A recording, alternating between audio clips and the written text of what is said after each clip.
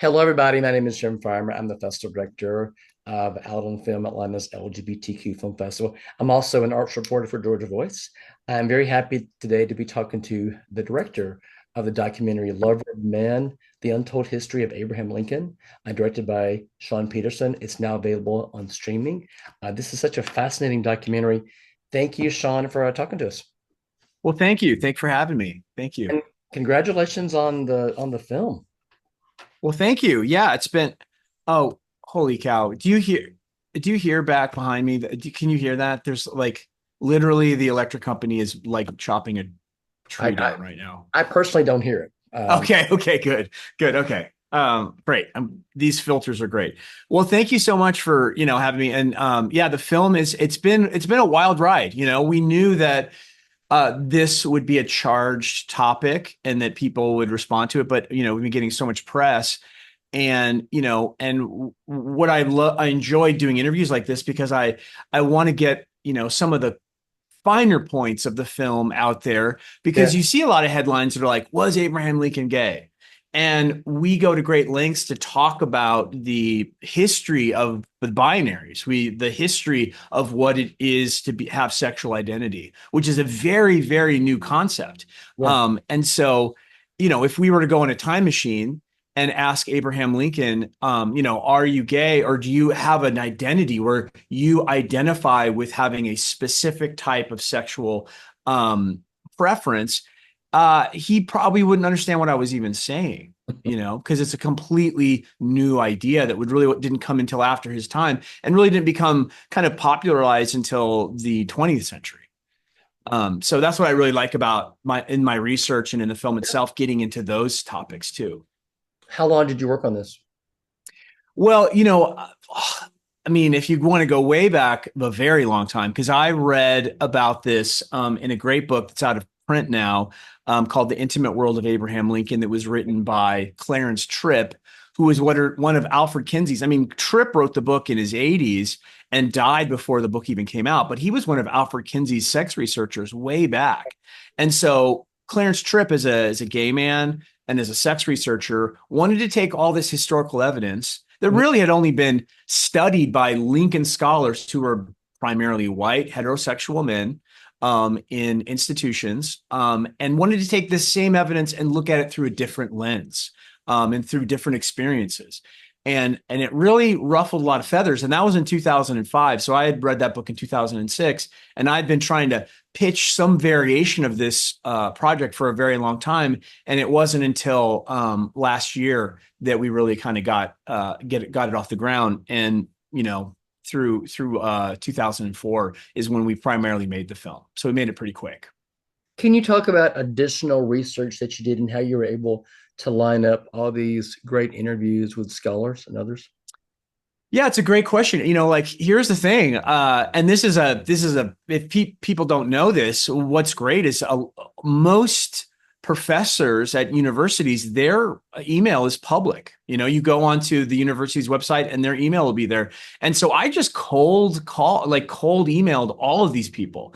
And here's the thing, like they were really excited about the project because they want this topic out there and discussed. And I think a lot of people see in our kind of contemporary world that filmmaking is is the medium of the day. I mean, if you want to get something out there, especially to young people, it has to be in some sort of media form, because I think a lot of these professors realize, yes, this has been discussed in academic circles and in books, but it still didn't hit the mainstream. So they were very generous. And this is a lot of people's life's work. The other day I was on an NPR show debating with Michael Burlingame, who's one of the most well-known Lincoln scholars, and he's very against this theory. But I was saying, Dr. Burlingame, basically this film really isn't about Lincoln per se. This is about sexuality. And that's not your area of expertise. You keep pointing out to, well, here's a letter that showed that Lincoln flirted with this woman and, he liked this woman. And I said, we're not saying that he didn't have sex with women. He clearly got married to a woman. We're saying that doesn't eliminate him from having sex with men as well, which Yeah. was super common at the time. And if you look at it, like I have my little list here, but her like anybody, and keep in mind this is Queer History Month, LGBTQ History Month, and so if we want to go down the list of people that historians have said, yes, these men definitely have had queer relationships. Herman Melville, who wrote Moby Dick, clearly had sex with men. Oscar Wilde famously had sex with men. Lord Byron, Ralph Emerson. But what all four of these men have in common? All four of these men were married, and all four of these men had children. It's like Oscar Wilde was married to a woman and had children. Yes, that's what happened back then. You got married, but you also were fluid and had sex with men, and it was very common. So we're not saying Lincoln was this outlier. It was very common practice at the time. You mentioned earlier that this was a topic that some people have addressed, and there have been, I guess, whispers in the gay community for a while. But in terms of Mhm. mainstream really getting a notion of this, you're right. I mean, mainstream hasn't really talked about this. Why do you think that it was been? Is it just why do you think that this is just sort of new to the mainstream conversation? Well, I mean, the short answer is that it's just like straight up homophobia. It's just like I think, one of our scholars in the film, John Stauffer from Harvard, he was the American Studies chairman of the Harvard at Harvard, and he's one of the greatest academic minds in America. He's in the film a lot, and he's a straight man. He's married, he has children, the whole thing. But he says you look at the evidence and it's so clear. But he has said literally famous Lincoln scholars, and he didn't name names, has said to him, if I lose my faith in Lincoln, I lose my faith in the nation. And what that person is saying is that if I lose my faith as Lincoln being this heterosexual, manly man, then I can't have faith in America. I can't think of him as a gay man because the nation falls apart for me. Because to these people, America is a heterosexual, heteronormative, gender specific, gender binary world. And this idea is breaking all of that apart. And it's amazing when queer people watch this film and when queer people look at the evidence, they're just like, yeah, it takes one to know one, perhaps. It's like, for example, in the film, one of Lincoln's first his first relationship that we have evidence of was with Billy Green. It's Lincoln's very young. He's in his early 20s. He leaves his father. He goes to live in New Salem, and he's working in a country store with this young kid named Billy Green. They're about the same age, and they like to read together, and they share a cot. Now, this is coming from Billy Green's own mouth. He says, we shared a cot for 18 months. That's a long time to share a cot. When you're working in a store that probably sells beds, you certainly have lots of lumber around. There's bearskin rugs around. You don't have to share a cot, right? You don't have to. Maybe in the winter for body warmth, but certainly not in the summer unless you really like it, right? And so, but then on top of that, Billy Green went on to say that Lincoln had the most perfect thighs that a human being could have. I mean, that's from his own mouth. And a normal heteronormative scholar might be like, oh, that's kind of weird. Maybe he had muscular thighs. I'm moving on. But to a sex researcher, like, wait a second, there's something here, because you go back to Kinsey's work. One Right. of Kinsey's main questions was about femoral eroticism, sex with the femurs. Literally, we have it in the film. Literally, in one of his old questionnaires, have you ever put your private part between a man's thighs to simulate sex? And keep in mind, when Kinsey was doing these interviews in the 1930s, he was interviewing men that were having sex in the 1800s, like older men. So he's seeing this sexual technique, femoeroticism, and that's definitely a cue to what's going on there. And this just goes back to the suppression of queer history. Yeah. A straight white guy may not pick that up. You got to really look at the context of history. And that's what's so exciting about history. And we're hoping that this might spark the imagination of some younger people that are going to go into their studies and re-examine the primary sources, re-examine, the letters, all these letters, and look deeper into what's being said here. Can you talk a little bit about Joshua Speed and his importance in Lincoln's life? Joshua Speed, and here's what's great is that all scholars, regardless of where you are with Lincoln sexuality, will say that Joshua Speed was his most intimate friend of Yeah. all time. Mhm. And intimacy is where the debate happens. It's people will say in the Victorian period and in these times, men were closer, they're more affectionate. They point to, like, if you go to Italy to this day, men will hug and kiss each other on the lips. There's a different type of expression.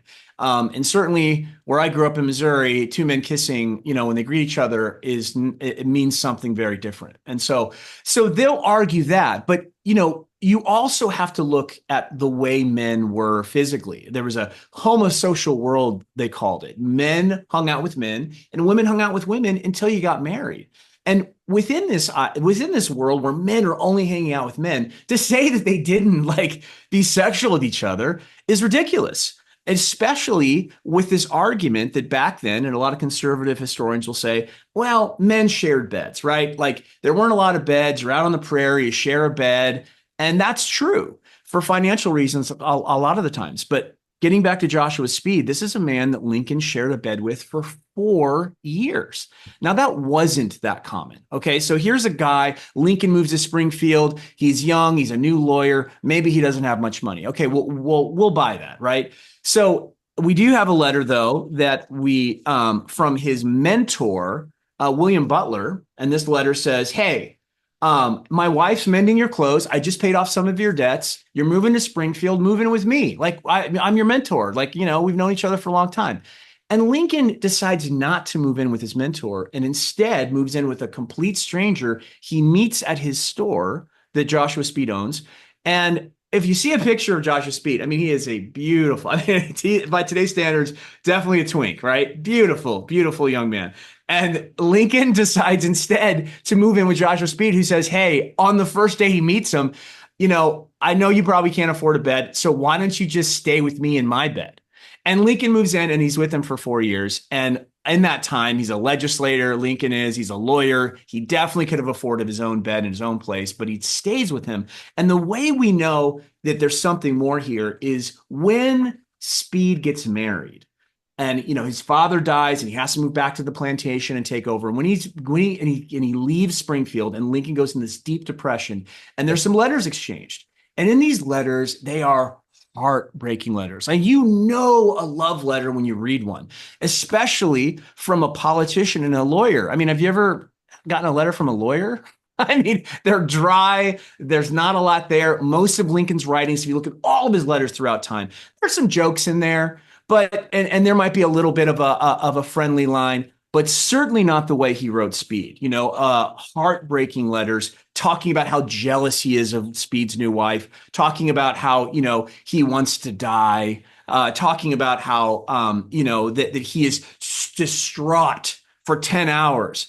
Anticipating the letter that he's going to get from Speed describing his wedding night. I mean, this is a man that does not put his emotion on the page, and with Speed he does, and so it's pretty clear that they were very involved. You mentioned that during this time, it was common for men to have physicality, intimacy with other men.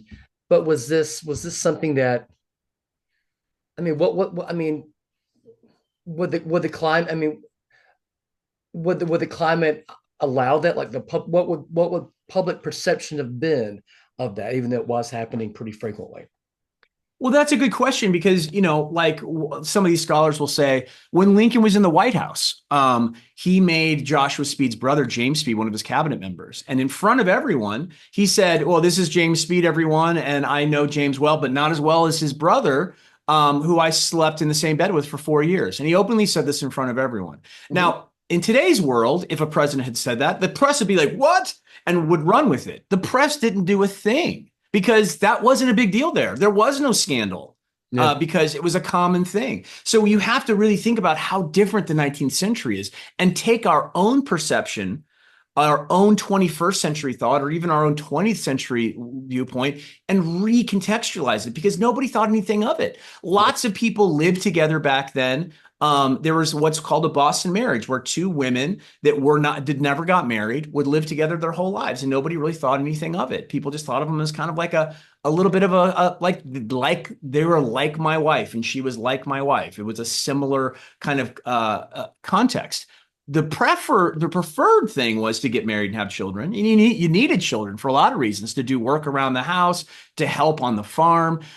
It was a marriage culture, and you created these institutions. But it's not like today where, this person has a lot in common with me, I think I'll marry them. Nobody had anything common back then, other than we're building a house and a home and having children, and who you socialize and probably had sex with on the side was different than your chosen mate. So it was really common. And, if you look at the film, which I really, really loved, is all the photographs we have of this male intimacy. It's like we just have tons of photos of, Exactly. men holding hands, just affectionate. Like this doesn't seem like two pals to me. Yeah. Also, just kind of like the gender nonconforming people. This photo was taken in 1885. And then the cowboys, you think about a cowboy and his partner. They used to have these all male cowboy dances that were very, very intimate. And it was totally common. And keep in mind, there wasn't some sort of like gay underground photo studio. This Yeah. was a public photo studio where people would go in, and it wasn't like they're taking these pictures privately in their own rooms. You just go in and they're hugging and kissing each other and taking photos in the town, and nobody thought anything of it. There's hundreds of these photos out there. Yeah. You mentioned earlier that, you know, ultimately, this documentary is not necessarily all about Lincoln, but about the society. I mean, as you mentioned, a photo like that now would be a sensation. It would be all over the tabloids. Everybody would be speculating. Yeah. Back then, it was fairly common. Can you sort of just talk a little bit more about the differences in society and the Yeah. way we would look at that now? Yeah, right. So basically, now we really have these binaries, right? You pick a side. You're gay or you're straight, or maybe you're bi, gay, straight, or maybe you're bi. And you pick a team, and we know, even in the gay male community, particularly, it's like, well, there's no such thing as a bi. You're just gay, and a lot of bi people feel prejudiced against them, and so that's the world we live in. And in that society, you didn't really think about that kind of stuff. You thought about sexual impulses. You're out on the prairie, two cowboys, for example, right? In the 1800s, two cowboys. You're going to be out watching your herd for months. You're Yeah. not going to see anybody for months, and you're not making a lot of money. So even if you do get into a town and you can have access to a prostitute, you may not have the dough for it, right? And you're certainly not going to get a quick date, and there's no social media apps or there's no dating apps. So you have what's in front of you. You have another human being to hold and caress. And we see examples of this in our modern world too, whether it's Navy ships or in prison. When you have a large male population, there's a lot of consensual sex going on in prisons right now. And when they leave prison, they might go back to their girlfriend or their wife. That might be their preferred thing. But to exclude the idea that every human being on the planet doesn't have the capacity to have a fluid sexual encounter or intimate encounter is absurd, And I think what's really showing that is Generation Z. Gen Z has a whole host of new names and new categories and fluidity that they're saying none of this makes sense. Like, I can be who I want, when I want, how I want. And they are hearkening all the way back to the Greeks and the Romans. What amazes me is that everyone's like, oh yeah, the Greeks and the Romans, we're fine with that. But that type of behavior really didn't change until the 1900s, when Freud and when the doctors all of a sudden took it and it became a pathology. Like the normal became heterosexuality, which it wasn't throughout most of human history, and Yeah. pathologized it. And the church really liked that. And all of a sudden it becomes a problem. And that's only been about 100 years that we've been dealing with that. In the documentary, there were interviews with people who talk about their admiration for Lincoln and they hold him in such high esteem. And it's really sad that this notion could conceivably lower people's respect level for Lincoln. But can you sort of talk about? I mean, can you sort of talk about that notion? Now, some people who've always adored Lincoln and put him up here in terms of his accomplishments may somehow now think of him less because of this. Well, I mean, look, that's at the end of the film. We have this and we say at the beginning of the film, and we kind of piggyback it on the end too. It's like, listen, everyone agrees that Lincoln's our best president. Poll after poll shows everyone on both sides of the aisle. Mhm.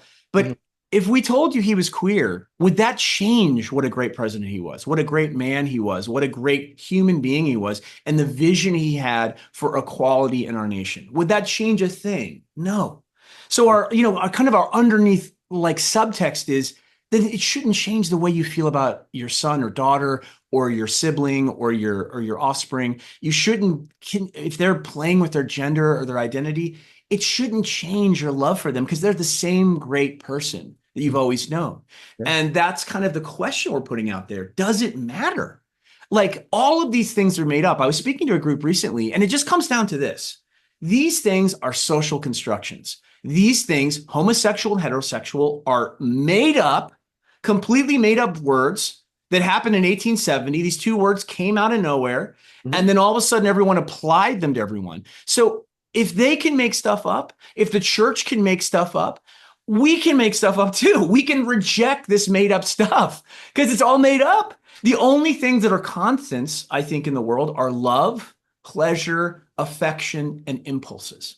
And if your impulse is to two men to hold each other in their arms, Mhm. there's nothing wrong with that. That's a very human thing.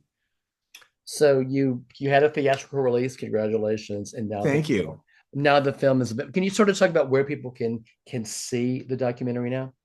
Yeah, we're really fortunate. We've actually teamed up with the Human Rights Campaign, HRC, and they do a tremendous amount of good work in the LGBTQ community, and especially this month being LGBTQ History Month, we've teamed up with them. So a portion of all of our proceeds go to HRC, and Mhm. so now you can rent the film or buy the film on all the major platforms. So whether you use Amazon Prime or Apple TV or Fandango or YouTube, you can rent it at home, and we really hope some people look at it because it's not.